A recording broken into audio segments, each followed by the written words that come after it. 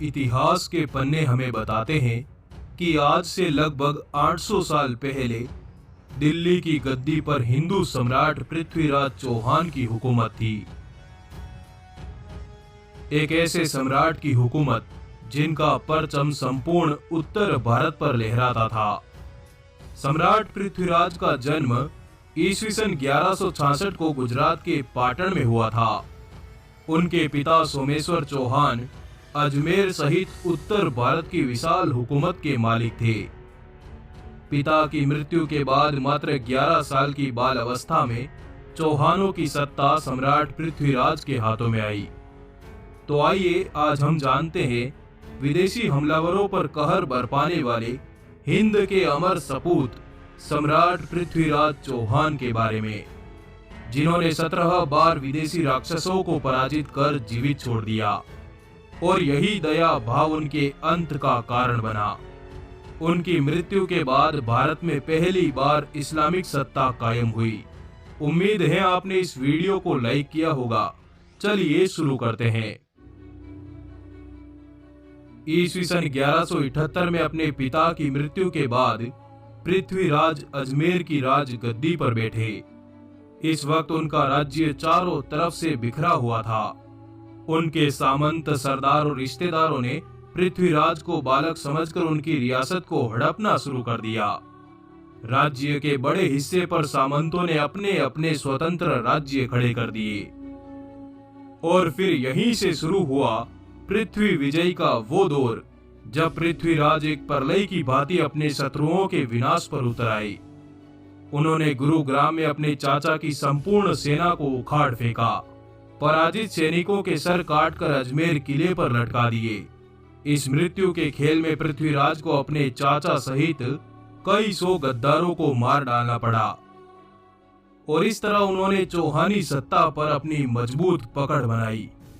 उन्होंने अपने विजयी रथ को यही नहीं रोका, बल्कि अपने पड़ोसी राज्यों पर ऐसा सतत अभियान चलाया कि कुछ ही वर्षों में चौहानों की हुकूमत का परचम राजस्थान, हरियाणा और पंजाब की धरती तक लहराने लगा। अपनी सत्ता को इस कदर मजबूत करने के बाद सम्राट ने उत्तर की सभी बड़ी बड़ी रियासतों के साथ वैवाहिक संबंध बनाने शुरू किए। उन्होंने ज्ञात कुल 13 विवाह किए और हर विवाह के साथ उनकी ताकत में इजाफा होता गया। उत्तर भारत की हर रियासत को या तो किसी रिश्ते से या अपनी ताकत दिखाकर सम्राट ने बड़ी बड़ी ताकतों को अपने छत्र के नीचे लाकर एक कर दिया। देखते ही देखते पृथ्वीराज ने उत्तर के एक बड़े हिस्से पर अपनी हुकूमत का सिक्का चलाया। 4 वेद और 14 भाषाओं के ज्ञानी, 3 लाख योद्धाओं की विराट सेना को नेतृत्व देने वाले उत्तर भारत में अपनी हुकूमत के झंडे गाड़कर मध्य भारत की रियासतों में प्रवेश किया। उन्होंने दिल्ली, गंगा और उत्तर के व्यापार पर नियंत्रण पाने के लिए कन्नौज के गढ़वालों की सत्ता पर सीधे धावा बोला। पृथ्वीराज ने यमुना को पार कर दिल्ली में अपनी सेना को उतारा और अपने नाना से दिल्ली की सत्ता हासिल की। उन्होंने सरयू की धाराओं को चीरकर अपनी प्रेमिका और राजा जयचंद्र की पुत्री संयोगिता से विवाह कर पूर्व के राजाओं को धमकाया। इतिहास की किताबों में सम्राट पृथ्वीराज के कई युद्धों का जिक्र मिलता है। उन्होंने महोबा, गुरुग्राम, कन्नौज और गुजरात के भयानक युद्धों में अपनी विजय के नगाड़े बजाए। पर मुख्य रूप से एक आक्रमणकारी के साथ सम्राट के कुल 18 युद्ध हुए। 17 युद्धों में सम्राट विजयी हुए, पर 18वां युद्ध उनकी मृत्यु का कारण बना। ईस्वी सन 1191 नवंबर की सर्द हवाओं के बीच सम्राट ने अपनी सेनाओं के साथ पंजाब पर चढ़ाई कर दी। क्योंकि अफगान हमलावर मोहम्मद गोरी भारत में प्रवेश कर चुका था, उसने अफगान से पंजाब तक बर्बादी की वो कहानी लिखी जिसमें उसने कईयों हिंदू राजाओं की लाशों के ताबूत खड़े कर दिए। रियासतों को तबाह करते हुए गोरी अपने विशाल लश्कर के साथ आगे बढ़ता रहा और भटिंडा के किले तक जा पहुंचा। यही वो किला था जहां से पृथ्वीराज के राज्य की सीमा प्रारंभ होती थी। गोरी पृथ्वी के प्रकोप से परिचित था। इसके बावजूद अपने मद में चूर गोरी ने भटिंडा के किले पर आक्रमण कर दिया और उस पर कब्जा कर लिया, जिसके जवाब में 17 नवंबर सन 1191 को सम्राट अपनी 3 लाख की विराट सेना के साथ पंजाब की धरती पर उतरे और विदेशी सत्ताओं के खिलाफ युद्ध का बिगुल फूंक दिया। उन्होंने अपनी सेनाओं को 3 तरफ से गोरी के खिलाफ उतारा। पृथ्वीराज स्वयं अपने योद्धाओं के साथ दुश्मन से लोहा ले रहे थे। इस घमासान हमले में पृथ्वीराज ने गोरी की सेना को कसकर मार लगाई और गोरी स्वयं अधमरा होकर गिर पड़ा।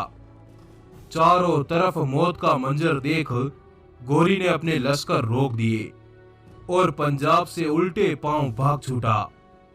तबर हिंद की घाटी में लड़े गए इस युद्ध को तराइन का पहला युद्ध कहा जाता है। इस युद्ध में सम्राट ने सर हिंद के किले तक के इलाके पर अधिकार कर लिया, परंतु अपनी हार के मात्र 1 साल बाद गोरी 1 लाख जंगी सवारों के साथ पुनः हिंदुस्तान की तरफ बढ़ने लगा। पृथ्वीराज ने पिछली हार की याद दिलाते हुए गोरी को हिंदुस्तान से वापस लौट जाने को कहा। इस पर चालबाज गोरी ने अपनी सेना को थोड़ा पीछे खींच लिया ताकि वो इस बार छल से पृथ्वी को मात दे सके। अपनी सेना लेकर लौटने के बजाय गोरी ने अंदर ही अंदर अपनी तैयारियां जारी रखी। गोरी मौके की तलाश में था और इधर पृथ्वीराज को लगा कि अब गोरी उनकी बात मान गया है, पर फिर भी सम्राट ने तराइन के मैदान में ही अपनी सेना का पड़ाव डाले रखा।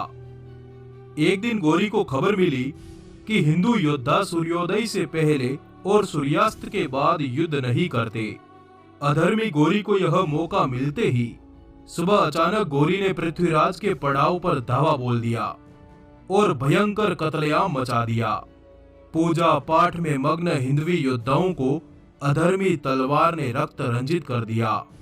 सैनिक पड़ाव को चारों तरफ से घेरकर गोरी ने सम्राट पृथ्वीराज को बंदी बनाया और अफगानिस्तान ले गया, जहां पृथ्वीराज को अपना धर्म न बदलने और गोरी की अधीनता न स्वीकारने के कारण अंधा कर दिया गया। कई यातनाओं को सहते हुए सम्राट को महीनों तक गोरी की कैद में रहना पड़ा। फिर एक दिन अपने मित्र चंद्रबरदाई की सहायता से मौका पाकर सम्राट ने गोरी को मार गिराया और स्वयं सम्राट और उनके मित्र ने भी वैकुंठ में प्रस्थान कर लिया।